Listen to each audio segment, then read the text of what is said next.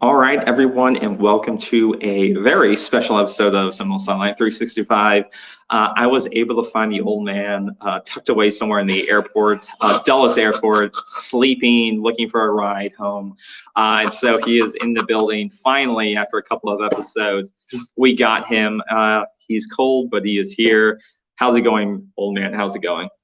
Well, after delayed flights, it's not bad. Not bad. It's a little cold, sleeping in the cold weather when you come up north. It's like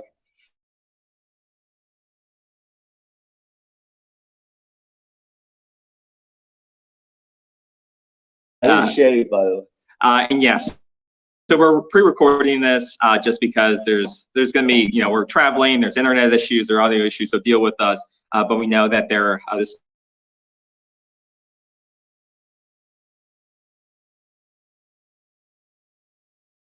You sound like coaches that make it.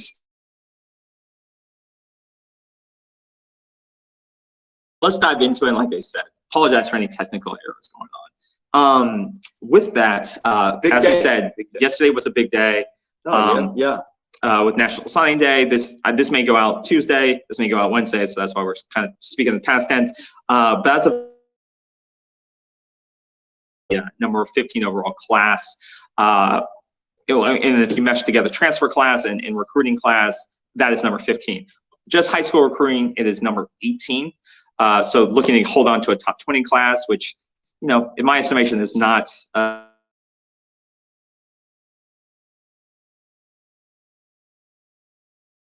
previous 2 years combined. But you're coming into a 9-win season, so you would think maybe some of that momentum. You have the number 2 transfer class right now, which is good to see. So when you mesh those together, merge those together, you get the number 15 class so far as of this writing. The big news was, which I kind of predicted on our Twitter account, was you lost your probably one of the top recruits in your class, probably one of the top 3 recruits in your class on the defensive end side, which I think is a place you can't really afford to lose it, is Keldrick Faulk. He flipped over to Auburn.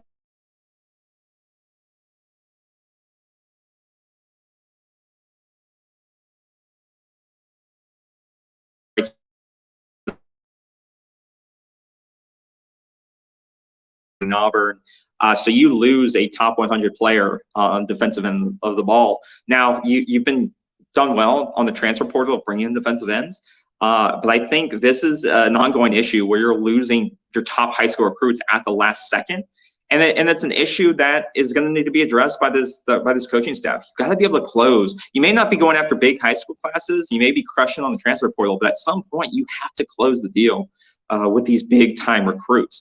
The good part is that you got Hakeem Williams to sign. That is, you got your 5-star in. You got your, in my opinion, the instant impact player who can come in, make even in a deep receiver room. You got him to sign the dotted line. He's going to come, and I think he can have a big impact for a couple of years.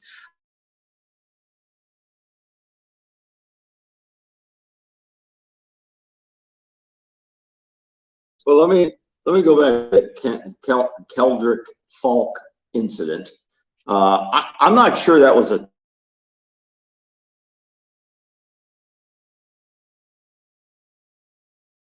whatever the hell you want. He's from in-state. He's from Alabama. So there was a lot of pressure for him to stay home, and so I'm not sure that was a total surprise here. He's a 4-star defensive end. Defensive line help, in my opinion. That's where we're lacking the depth right now. That's where we're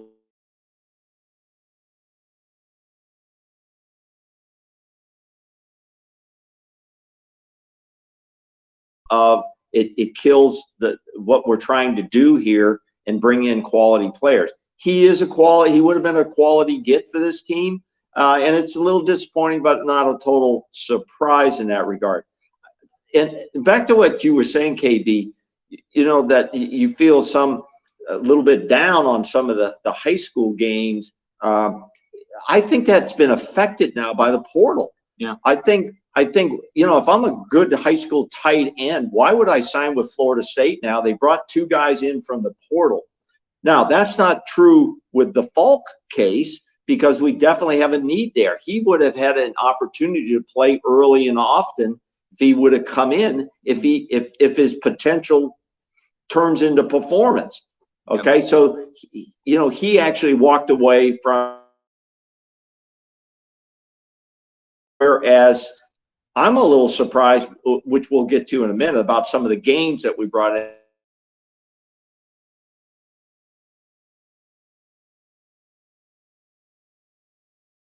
All these guys signing early to get a position, because we could still find a defensive end prospect in the portal that has a year or two of college training, conditioning under their belt, even though they may have limited reps. Yeah. And to me, that guy brings more than a high school guy ever will bring. Okay. Yeah. At this early stage, so I'm not real upset by that. But I understand your point about the backbone of the team will be high school recruits. Well, I wouldn't say the backbone of the team has to be high school recruits. I would say if you're going to sign small classes, you need to sign the top guys from those classes, the guys who can start within 1 or 2 years and have instant impacts. And to me, Keldrick's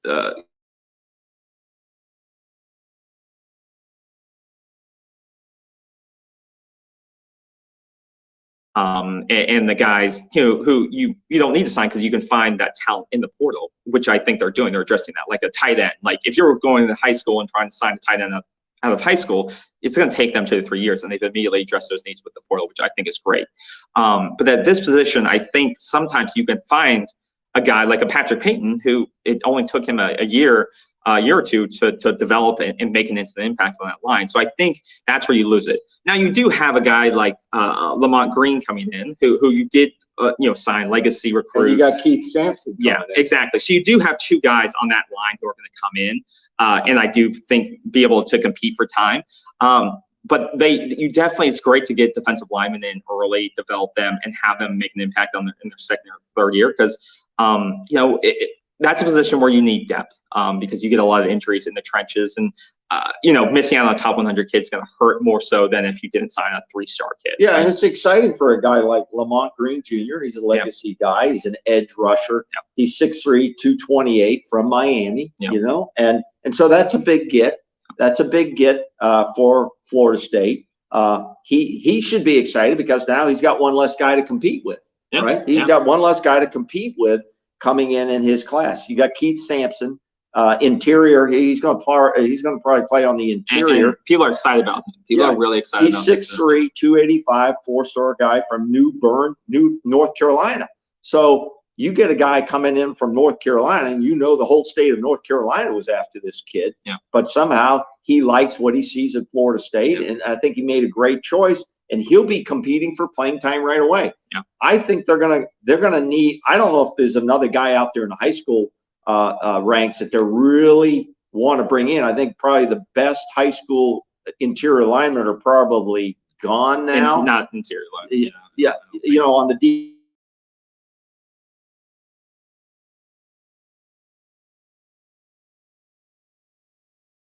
defensive linemen to come in who can plug and play.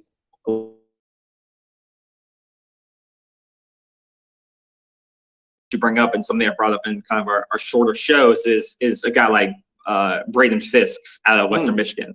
That's an interior lineman. Has he committed yet? No, and that's one of the key guys. I think there's 2 key guys they need to bring in that can make an immediate impact. Is him from Western Michigan, who can help shore up. I think he can play both inside and outside, but I think he can shore up that interior line, which Florida State's had issues with. And then you got the kid out of UVA, Cypress, defensive back, who is pretty much a shutdown defensive back.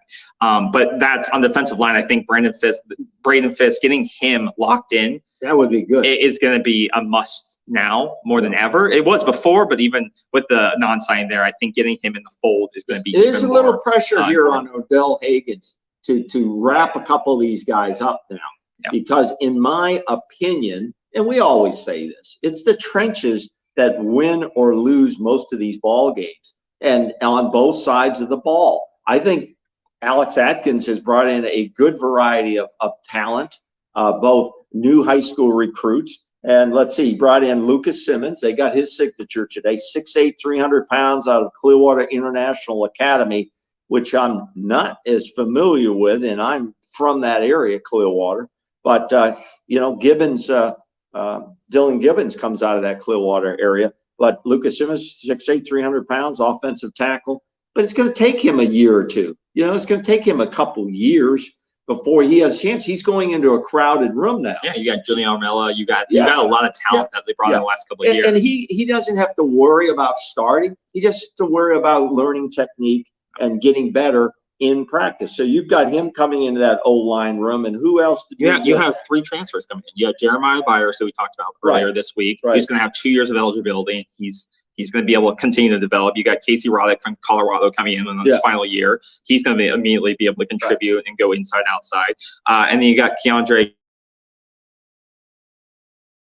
as an Auburn. But he's coming in too, who's going to give you some added depth to the offensive line. And we signed also today.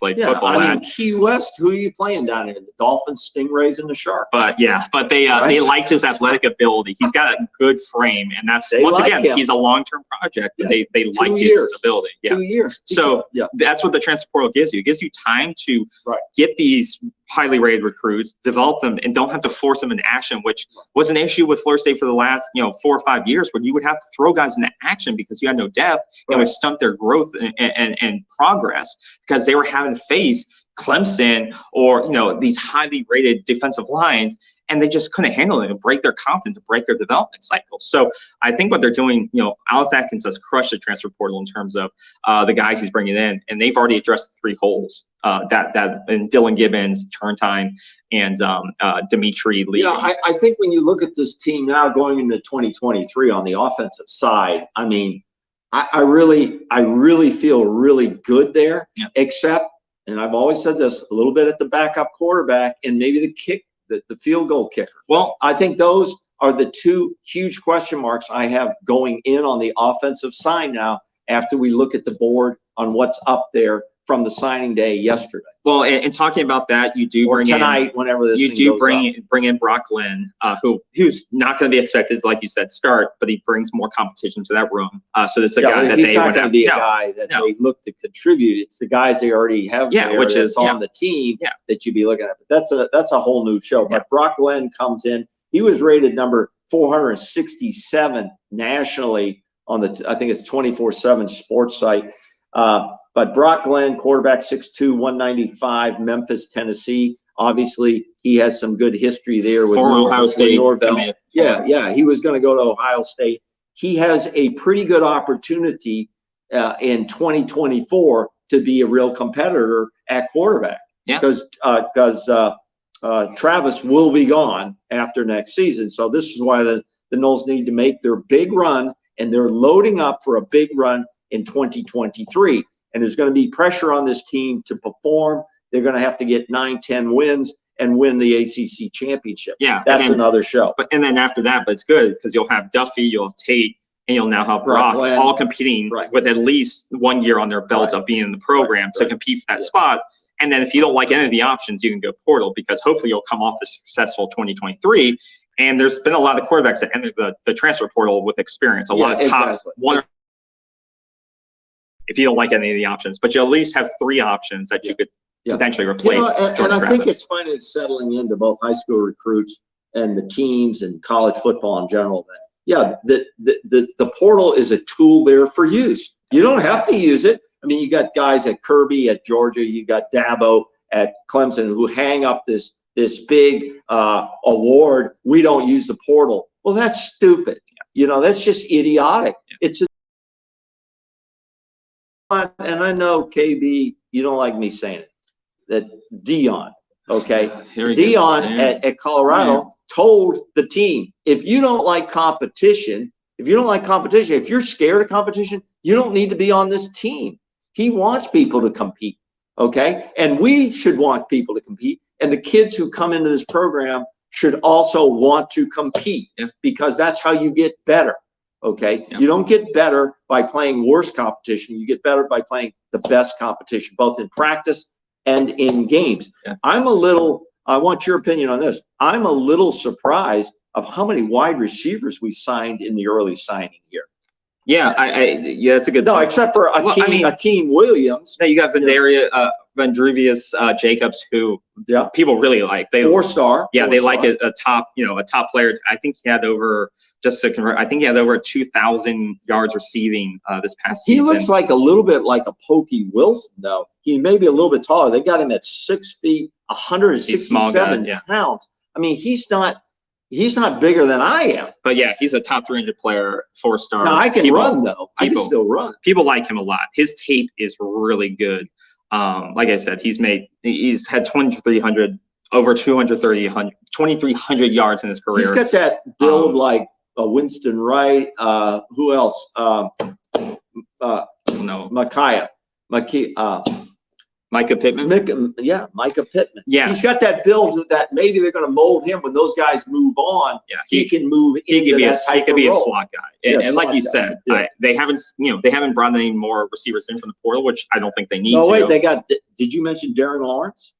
They got Darren Lawrence. Oh, Goldie. Yeah, a Goldie Lawrence. That's what I'm saying. A 3-star guy out of San Francisco. But I'm saying they haven't brought anyone from the portal. Yeah. And so they brought these guys in at depth on the receiver. Right. I don't think these guys, except for Hakeem, crowded room. It is, which I wouldn't be surprised if more guys. We may see 1 or 2 existing receivers enter the portal. I wouldn't be surprised if you do see that. Guys who didn't transfer in. They could after spring. You may see, because I wouldn't expect, because this early period for the signing portal is open till I think January 20th. Yeah. And then it'll reopen later. But I wouldn't be expected based on the signings. I mean, these weren't surprise signings. These guys have been committed for a while. Right. But there is going to be, and these are early signings, so they'll be joining the program in the winter. So I wouldn't be surprised if people see right on the wall that this is a crowded room. I should probably go somewhere else come spring or come now and look for a spot, because as things start to shake out, as transfers start to move around and get signed other places, these guys will see rosters and say, oh, well, maybe I have a better chance at X school, next school. So the good thing is Florida State's in a great position in terms of wide receiver talent and depth, that if people leave, there's going to be a person there to replace them very quickly. Sometimes they'll have some of those guys, because a lot of those guys will also be playing defense in high school, that they have ability to play defensive back. And the guy who still loves the school, sees he can't get on the field as a wide receiver, can talk to the coaching staff, say, hey, I'd like to switch over and play on defense perhaps. Or they'll ask him to switch over. Are you willing to switch over? Because we think you're a natural athlete and you can do that. And you did it in high school. And the guy's willing to do it. Yeah. The guy's willing to do it. So you don't know. There's a lot of movement in college football these days, and that's how it works. Now, that's the offensive side of the ball. I think they've put plenty of talent on the roster for 2023. We don't need to get into, I see certain sites the 2024 projections and commitments. Yeah, they do that because they got to fill the time. We don't have to do that for you. We're looking at 2023. That's what we're focused on here in filling the roster. The defensive side of the ball, we've talked about the defensive line already. And there's still need there. Well, there's still need there. One thing on that too, Jaden Jones, the guy at JUCO, I think he's like the #1 JUCO defensive end or rated.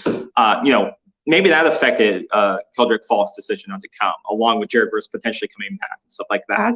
But people like Jaden Jones a lot too. And his ratings speak for it. And he's only a 3-star, but a lot of times these JUCO guys kind of act like portal guys. They get experience. They couldn't qualify because of academics. They have to go the JUCO route, and then they come in. They're able to make a pretty large impact on the game. So I think it'll be interesting what type of impact he can make early, and maybe that's the reason why Keldrick didn't come, because of that traffic jam issue on the roster. Absolutely. So on the defensive side, let's see who we got that I've seen so far on signees. We've got Keith Sampson. We've talked about Lamont Green Jr. You've got you've got the athlete Edwin Joseph, 6 feet 178, listed as an athlete. I'm not sure where they I suspect they project him at defensive back. I can't imagine he would be another wide receiver. Yeah, Edwin Joseph is going to project. He's going to project as a defensive back. And also you've got a safety, Kenton Kirkland out of Jacksonville Reigns. Jacksonville Reigns famous for pushing out a lot of good players, not only to Florida, but also to Florida State. Jabril, he's 6'1", 187. He's projected as a safety. Yeah. Okay. And then you've got Jabril Rawls, 6'1", 170 out of Pensacola as a cornerback. So they're addressing the specialty needs. I still think we're a little unsettled on the defensive side of the ball. Your thought? Yeah, I think, like I said, if they can grab this kid Cypress out of UVA, I think it'll be a big immediate help. None of these defensive players are, in my mind, ready to play right away. I didn't see any linebackers, though. Blake Nicholson's a linebacker. No, but Blake Nicholson, he's going to play linebacker. They're projecting probably him at linebacker. I would like to see them use him inside the red zone on offense. I would like him just to be a banger inside the 5 I want him focused on his first year playing linebacker because I think he can be in the rotation early on a few reps on a rep count. No, he's going to be a linebacker. But that's why they brought him in as a he's highly the only rated linebacker I've seen. That's the only linebacker. They may linebacker. get a guy out of the portal. They may get a linebacker out of the portal. Or they may move a guy around on the roster to play linebacker, but they need to continue to look, if Tatum, I don't know if Tatum's coming back. But Tatum's coming. I think Tatum's coming. I believe he may have announced it. But if you get him and Blake, I think it's good. I think you need to get the defensive back out of UVA, and then I think you do need to try to look for one more consistent linebacker to shore up that room based on injury history. And then I think you'll be in a good position, but I do think Blake will make some early reps on the roster. The other guy, before we wrap this up, is kind of an interesting signee, is Sam Singleton, the running back out of Orange Park, Florida, 5'11", 180. Yeah. I'm trying to figure out why would Sam Singleton want to walk into this running back room, except he believes I'm not going to play a lot anyways. I'll probably redshirt my first year, get my minimum 4 games, my maximum 4 games, maybe play a little special teams. And then when guys in 2024, after the 23 season leave, we'll probably lose at least 2 to 3 running backs. I'll have a shot. Yeah, I think, sorry, the shadow's bothering me. But no, I think to your point, I think he can see that Mike Norvell utilizes 3, sometimes 4 running backs in a game. And I think that's attractive to a position like that. Yep. I also don't think this room is done with attrition. So I think you may see 1 or 2 of the running backs leave. Yeah. And maybe Mike's already conveyed that to him, that he expects people to leave from the room. And I think Sam knows, hey, if I don't play my first year, I had offers from LSU, Michigan, and Tennessee, and then I can transfer out. So I think that's the thing. They know if they can come in, and if they don't play or they don't like the direction of the program, they can transfer out a year later. So I think it's a great gift for Fuller State, a good, maybe like a Toafili type player. Yeah. And if he doesn't like the direction of the program or his playing time early, then he can transfer out. That's the best way for him. But I think it's going to do it. We wanted to keep this short. It's gone a little bit longer than expected. But like I said, Florida State hasn't closed. They didn't close the way I think we wanted them to with Keldrick flipping. But I think between who they got some great players who may get some early playing time with Blake and Hakeem. And then they got some good role players who will only take a year or 2 to develop before they can make an impact. So I think the class is small but strong, and then they're going to look to leverage their results this year into 2024. Yeah, so it helps support what we already have on the roster for 2023. Absolutely. So that's going to do it for us. Have a great holiday, and we'll talk to you soon.